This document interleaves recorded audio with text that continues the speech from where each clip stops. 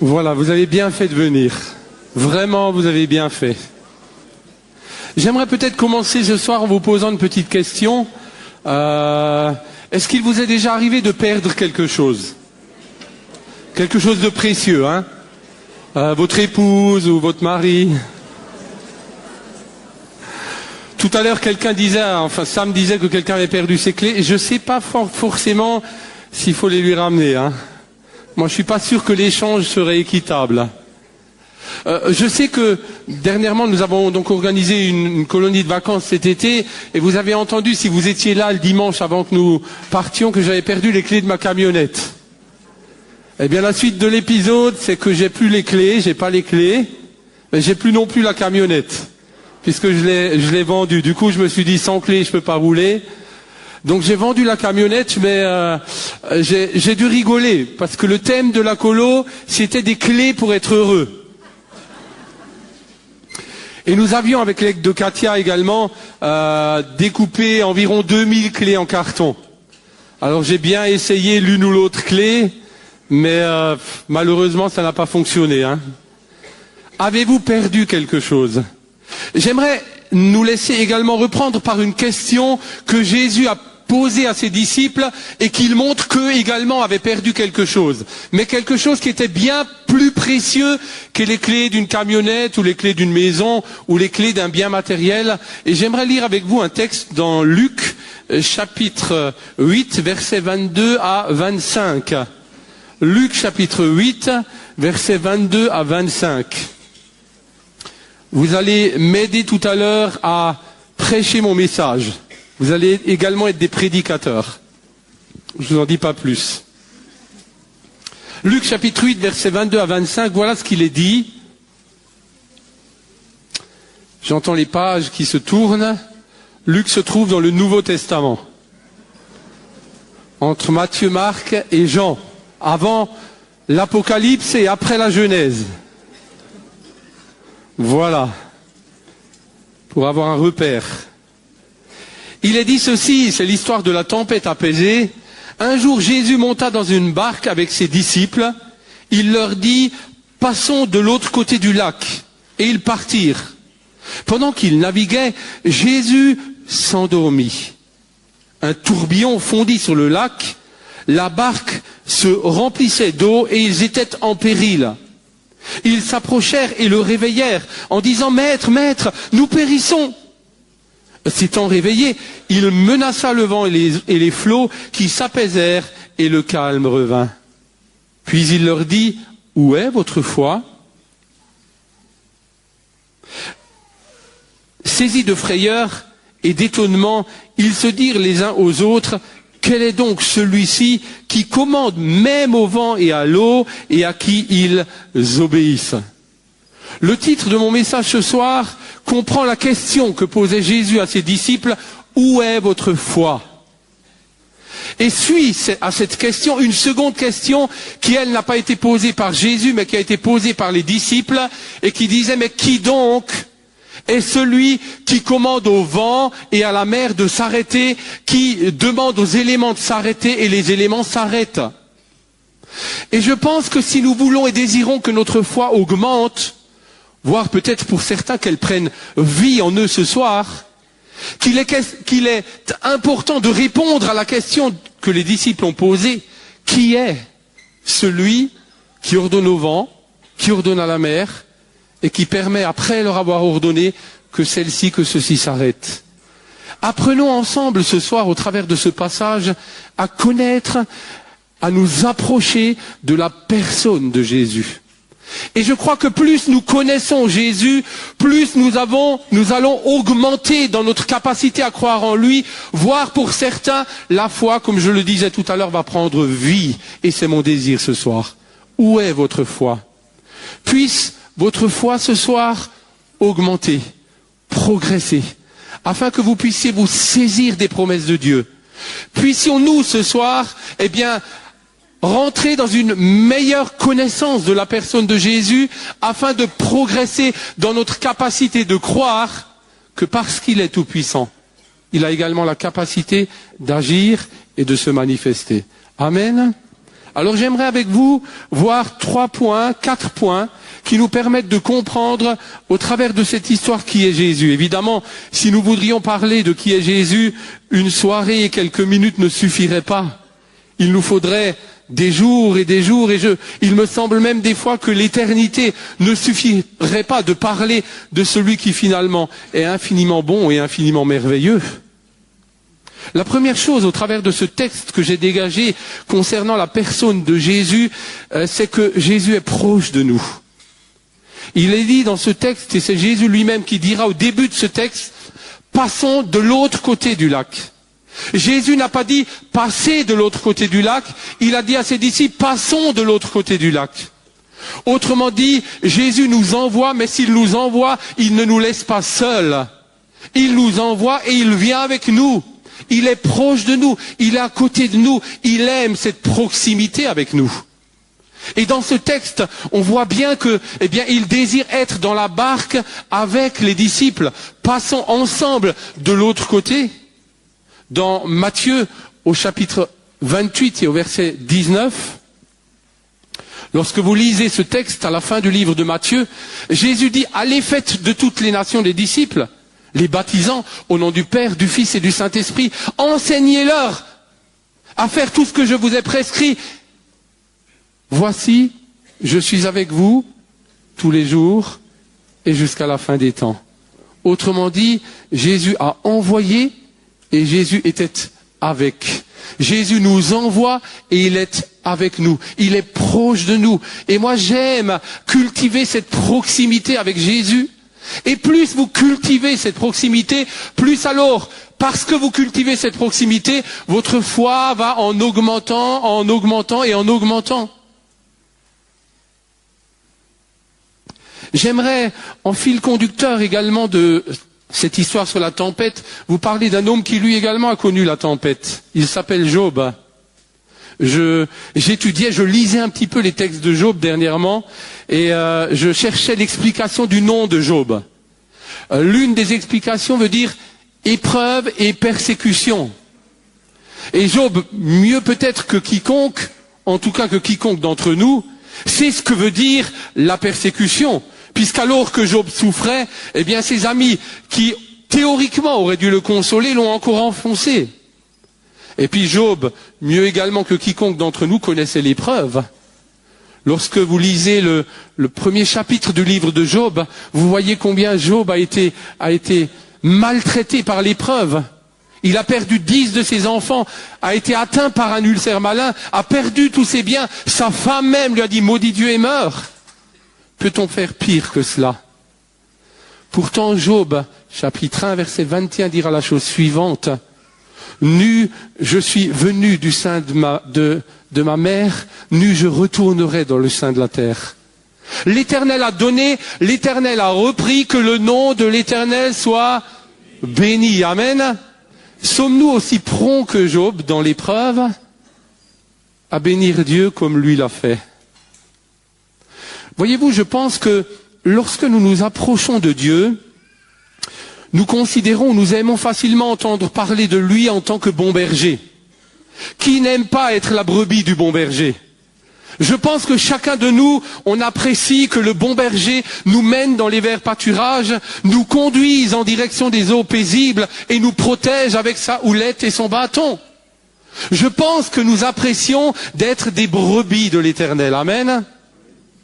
Qui d'entre nous n'aime pas entendre parler de Dieu en tant que Père? Un Père qui prend soin de ses enfants.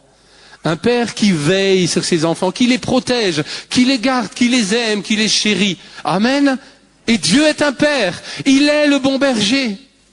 Mais dans ce passage-là, Job, dans la phrase qu'il a citée après que les épreuves lui soient tombées dessus, nous parle plutôt d'un Dieu qui, comment dirais-je, est propriétaire de tous les biens qui lui appartiennent. Est-ce que nous sommes aussi prompts à dire de Dieu qu'il est le propriétaire de tous nos biens? Et que finalement, tout ce que nous avons, lui appartient à lui, et si nous l'avons, c'est parce qu'il nous l'a prêté. Qu'avons-nous que nous n'ayons reçu de Dieu? Et si nous l'avons reçu de Dieu, comment pourrions-nous nous en glorifier? Alors ça, c'est facile à dire quand tout va bien. Amen.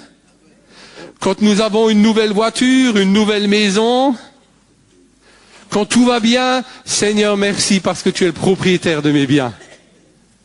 Mais quand, comme Job, l'épreuve vient, et que Dieu, pour un temps, décide d'enlever ce que Job avait, sommes-nous toujours aussi prompts à dire, Seigneur, finalement, tu es propriétaire de mes biens.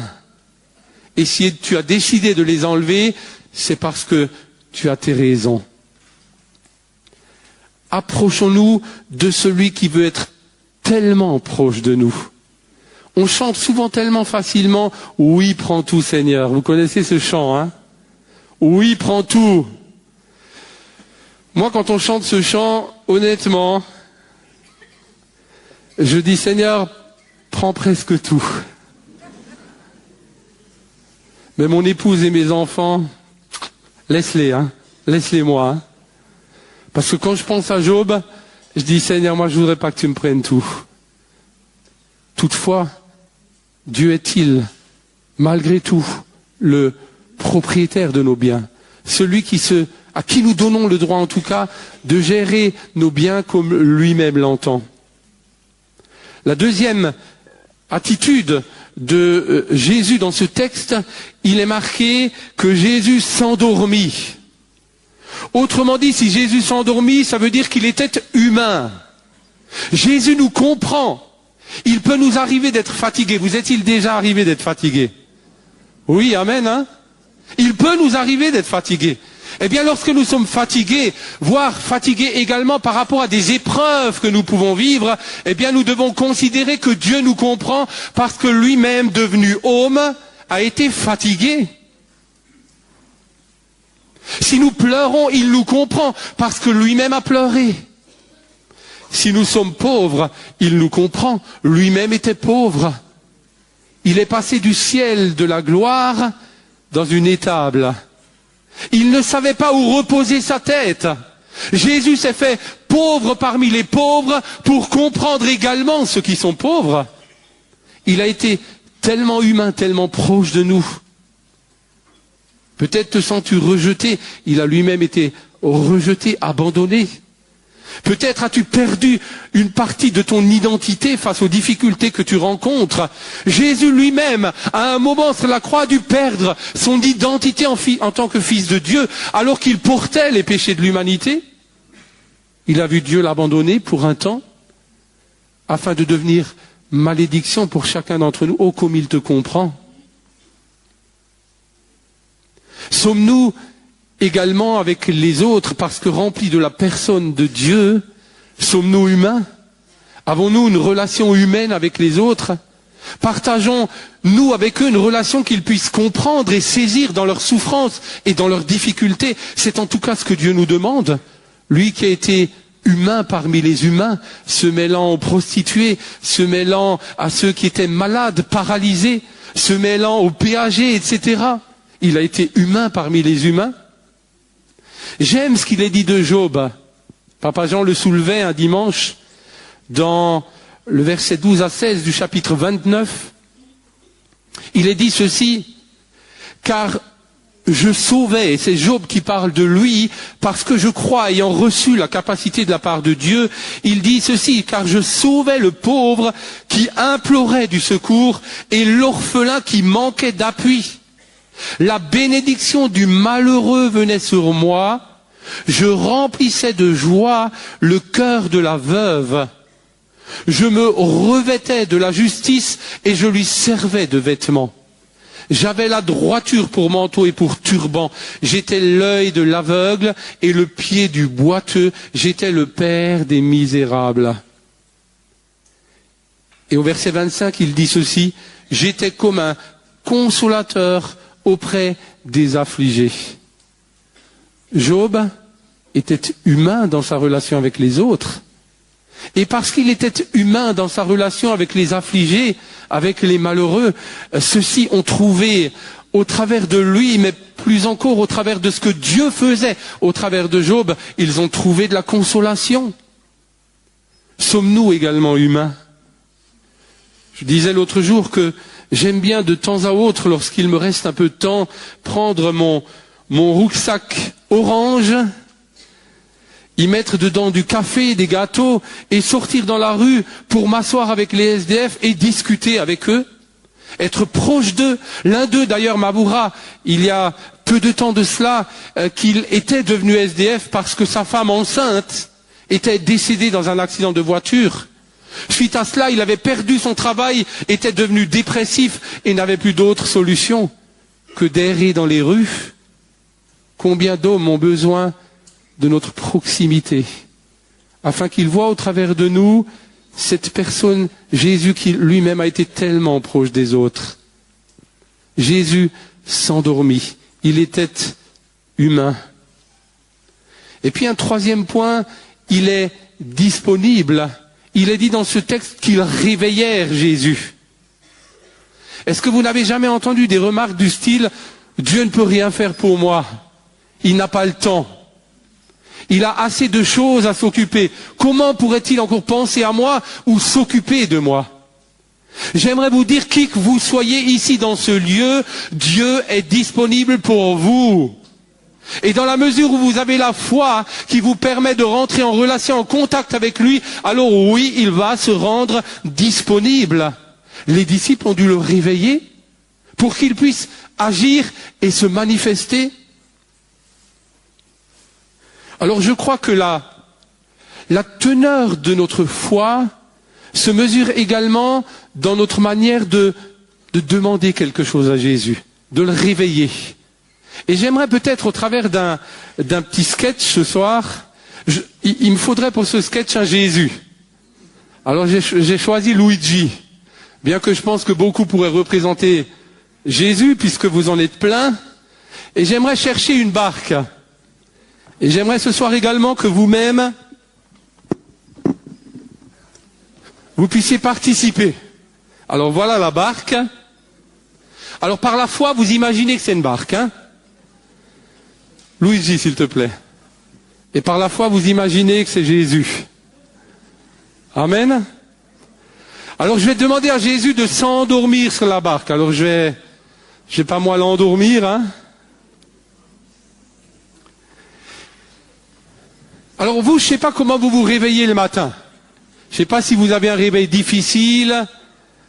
Je ne sais pas si pour vous réveiller, il faut venir avec un seau d'eau. Ou alors vous secouez plusieurs fois. Mais je pense que nous, en tout cas, lorsque nous voulons réveiller Jésus, ou en tout cas attirer son attention sur la difficulté que nous vivons, eh bien je crois qu'il y a une manière de le réveiller. Et finalement, les disciples, me semble-t-il, n'avaient pas la bonne manière. Alors, il y a plusieurs manières de s'adresser à Jésus. L'une de ces manières, c'est la manière du culpabiliser. Vous savez, celui qui se sent tout le temps coupable de tout. Et qui, lui, s'il avait été disciple dans la barque, se serait peut-être approché en disant « Jésus, je m'excuse de m'excuser. Bien que j'ai péché la semaine dernière, est-ce qu'il te serait éventuellement possible de te réveiller pour arrêter le vent ?» Alors, tiens, pour que la scène soit plus réaliste, je vais peut-être vous demander de faire le vent. D'accord? Alors, chaque fois que je dirai le mot tempête, vous allez faire le vent et vous allez souffler. Hein, ce sera beaucoup plus réaliste. Hein? Alors, quand je dis tempête, hein, je sens même que le vent, il est humide là. Hein? Tu rigoles pas, hein, tu es en train de dormir là. Alors voilà que celui qui se sent culpabilisé ose à peine le réveiller, parce qu'il réalise que finalement il ne mérite pas que Jésus se réveille pour lui. Il ne mérite pas que Jésus intervienne dans la difficulté qu'il rencontre. Peut-être a-t-il, pas plus tard que hier, péché contre un des disciples qui était dans la barque. Peut-être était-il en colère contre l'un de ses disciples et ne lui avait-il pas encore demandé pardon. Vous savez, il y a certaines personnes qui osent pas s'approcher de Jésus. Parce qu'ils disent tout le temps, je mérite pas. En vue de mon passé, en vue de mes erreurs, en vue de ce que j'ai commis hier ou avant-hier, en vue de ce que j'ai fait ou de ce que je n'ai pas fait. Et puis plutôt que de compter sur l'amour de Jésus et sa grâce, ce Jésus qui veut s'approcher de lui, il culpabilise. et n'arrive pas, au travers de sa prière plaintive, à permettre à Jésus de se lever pour arrêter le vent et la tempête. Merci la tempête. Et puis alors il y a la manière des ultra spirituels. Alors les ultra spirituels, eux, c'est « Seigneur, je te remercie de ce que je suis tellement saint. Et je sais qu'aujourd'hui, je mérite ta bénédiction. Seigneur, grâce à mes bonnes œuvres, je sais qu'aujourd'hui, tu arrêteras la tempête. »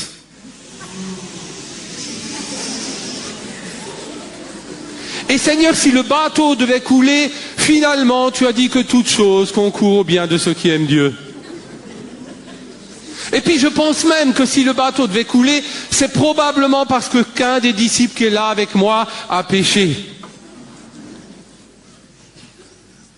Avec une telle attitude, il nous est difficile de toucher le cœur de Dieu et de le réveiller dans des circonstances difficiles que nous pouvons vivre. Et puis il y a une troisième attitude. C'est la manière des irrespectueux. Ceux qui pensent que Dieu leur doit tout. Vous savez, ceux qui rentrent dans la salle en disant « je viens malade et il faut que Dieu me guérisse ». Et puis si Dieu ne me guérit pas, c'est que Dieu n'existe pas. Vous savez, c'est comme si vous réveillez quelqu'un. Il faut que tu fermes les yeux, parce que tu dors. Vous êtes-vous déjà fait réveiller avec de l'eau froide? Il a l'air inquiet là. Rassurez-vous, je ne le ferai pas. Je suis respectueux. Mais c'est celui qui pense qu'il mérite tout. Et au travers de son attitude, comment peut-il espérer attirer la faveur de Jésus? Et alors, il y a ceux qui comptent toujours sur les autres.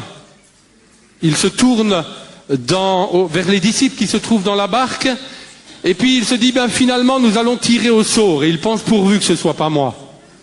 Puis alors c'est Amstramdram, pique et collégramme. Et puis à la fin, c'est aller voir Samuel. Lui, il a la foi pour tout le monde. Ils comptent sur les autres et n'osent pas eux-mêmes s'exprimer parce que finalement, ils n'ont pas la foi nécessaire qui leur permet de saisir les promesses de Dieu. Et puis, il y a la manière du calculateur, l'intellectuel. Alors, j'ai rien contre les intellectuels. J'aime les intellectuels. Et il est dit dans la parole de Dieu qu'avant de construire une tour, assieds-toi et calcule. Sinon, laisse tomber.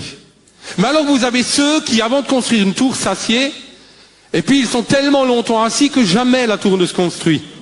Ils ont passé leur vie à calculer, et à trouver des erreurs, à trouver qu'ils ne pourront jamais construire la tour. Non pas qu'ils ne pouvaient pas la construire, mais ils faisaient tellement confiance uniquement à leurs propres calculs qu'ils n'ont jamais construit la tour.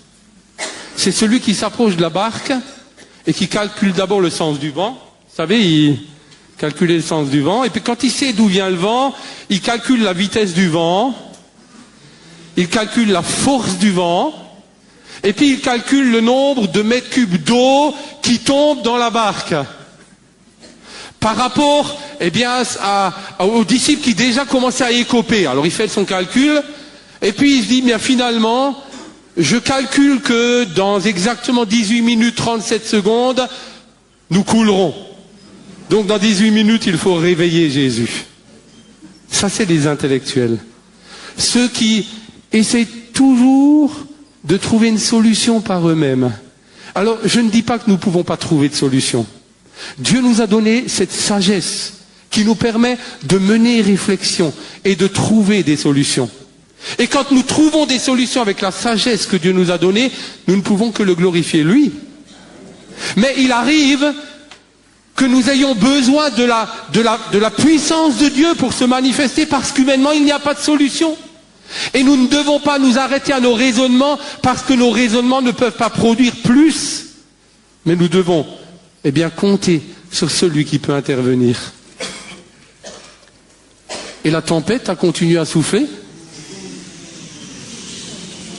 Elle est de plus en plus belle, la tempête.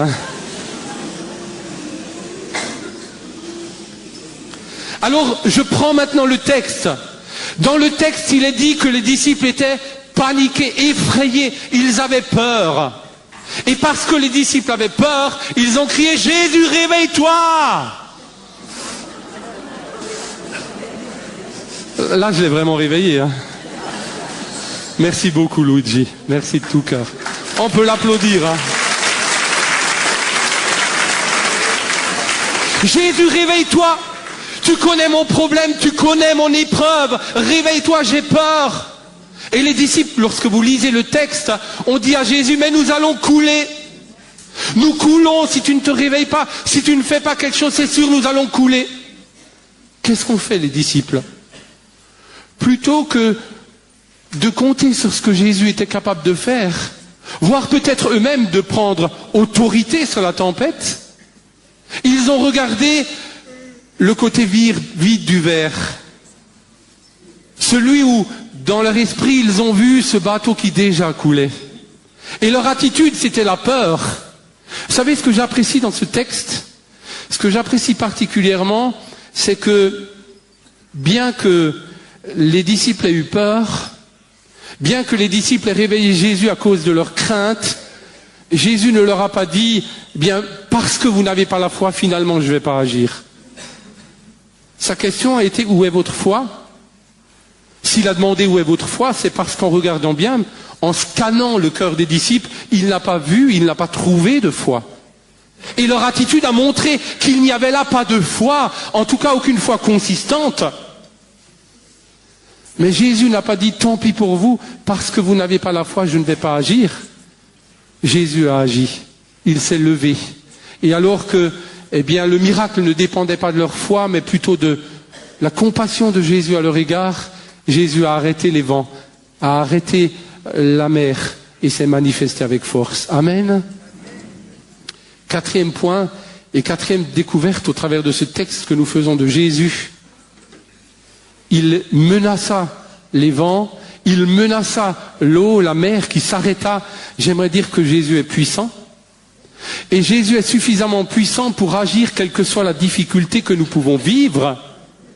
Et j'aimerais ce soir peut-être, en me collant à ce texte, parler particulièrement de sa capacité à ôter nos peurs, ce qui nous paralyse. Parce que finalement, ce qui peut nous empêcher de croire qu'il agit, de croire qu'il veut être proche de nous, de croire qu'il est disponible, c'est peut-être nos différentes peurs qui sont là et qui sont à l'origine de notre incapacité de le réveiller ou de faire monter vers lui des prières qui puissent montrer que nous avons la foi. Alors j'ai noté là quelques peurs, peur de la vie et tout ce qu'elle apporte. Je suis tellement effrayé de voir en ce moment toutes les personnes qui sautent la vie. Régulièrement, lorsque nous allons dans les quartiers, nous entendons des personnes qui, parce qu'elles ont peur de la vie, parce qu'elles sont dégoûtées, parce qu'il n'y a pas d'espérance, sautent la vie. Mais Jésus est venu pour donner la vie. Peur peut-être de soi-même, de nos réactions, de nos pulsions, des péchés qui nous tiennent captifs et qui nous empêchent de faire le bien, voire qui nous mènent à faire ce qui n'est pas bien. C'est Paul lui-même qui dira dans l'épître aux Romains, « Seigneur, je ne fais pas le bien que je voudrais faire, et le mal que je ne voudrais pas faire, je le fais. Qui me délivrera de ce corps de mort ?» Peur de soi-même, de ses réactions, de ses colères, de son caractère. Combien si souvent nous avons tout cassé à cause de nos colères, et l'avons-nous ensuite regretté? Mais cela a été plus fort que nous. Jésus est venu pour nous libérer de nous-mêmes et du péché qui nous tient captifs. Peur d'être rejeté. Peut-être dans ta vie tu as tellement été rejeté, tu as tellement souffert, tu as tellement vécu des paroles qui ont dit ou exprimé que tu n'étais pas désiré. Et parce que tu as été rejeté, aujourd'hui tu as peur de te faire rejeter. Alors l'une des solutions, quand on a été longtemps rejeté, eh bien c'est de mettre une carapace et d'essayer de ressembler à quelqu'un d'autre. Puisque l'autre est accepté et pas moi comme je suis, pourquoi ne pas essayer de ressembler à l'autre? Et puis en essayant de ressembler à l'autre, je ne suis pas moi-même, je ne peux pas m'épanouir, mais au moins peut-être que je serai accepté. Peur d'être rejeté. J'aimerais vous dire, Jésus ne vous rejettera jamais. Il vous aime tel que vous êtes. Lui-même a été rejeté. Mais il a été rejeté afin que, bien, nous soyons acceptés par lui. Peur de Dieu. Parce que quand tu n'étais pas sage, on t'a donné l'image d'un Dieu qui punit. D'un Dieu qui est le Père fouettard. D'un Dieu qui est sévère. Et tu as l'image d'un Dieu sévère parce que peut-être chez toi tu as vécu la sévérité d'un père, la sévérité extrême. Et quand on te dit Dieu est un père, tu penses tout de suite à ce que tu as vécu. Et tu as peur de Dieu parce que tu penses qu'il sera aussi sévère que ce que tu as vécu. Peur d'être aimé. Ça peut paraître bizarre d'avoir peur d'être aimé. Pourtant l'amour est un bon sentiment. Mais certains ont tellement vécu ou mal vécu d'être aimés par l'autre, ils ont été tellement abandonnés que finalement eux aussi se mettent une carapace et résistent quand l'amour dépasse les limites. Peur d'être aimé par les autres. Voyez-vous, Job, lui, a vu l'épreuve et la difficulté qu'il a vécue lui permettre de s'approcher de Dieu. Il est dit à la fin du texte de Job, « Mon oreille avait entendu parler de toi, mais maintenant, mon œil te voit. » Quelle proximité avec Dieu. Et si je crois que Job était, avant l'épreuve, déjà très proche de Dieu, sans quoi il n'aurait pas pu réagir comme il a réagi, je crois que l'épreuve l'a encore rapproché de Dieu. Et Job, de la même manière que les disciples ont vu Jésus arrêter les éléments, a vu la puissance de Dieu qui l'a béni et doublement béni. Puisque Job a eu le double de bien, il a été guéri, et puis il a eu le double d'enfants. Il a eu 10 enfants physiques, mais il savait que les 10 enfants qui étaient morts, un jour il allait les revoir au ciel, amen. Et aujourd'hui il se réjouit avec ses enfants. Et un jour, nous irons avec lui nous réjouir. Amen. J'aimerais pour terminer ce message, que nous puissions réaliser la proximité, l'humanité, la disponibilité et la puissance de Dieu. Je voyais l'autre jour une photo.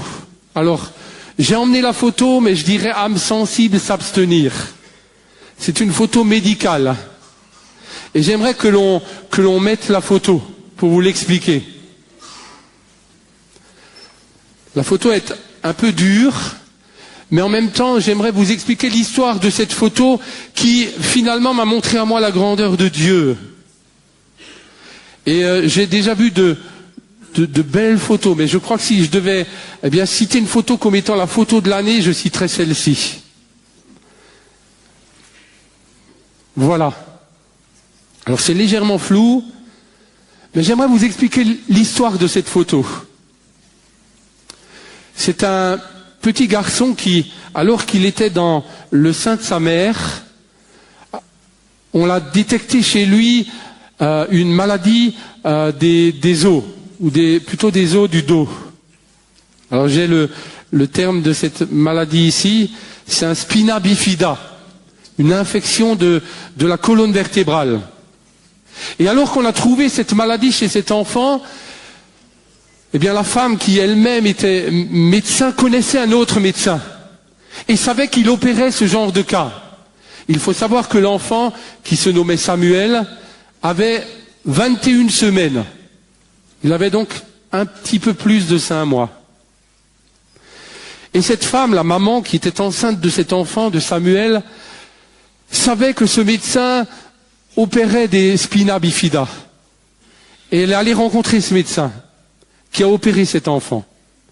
Alors à cet âge-là, pour que l'enfant ne meure pas, il ne faut pas le sortir de l'utérus. Donc le médecin l'a opéré alors qu'il était dans l'utérus. Et vous voyez dans le haut de cette image, il a fait une légère incision.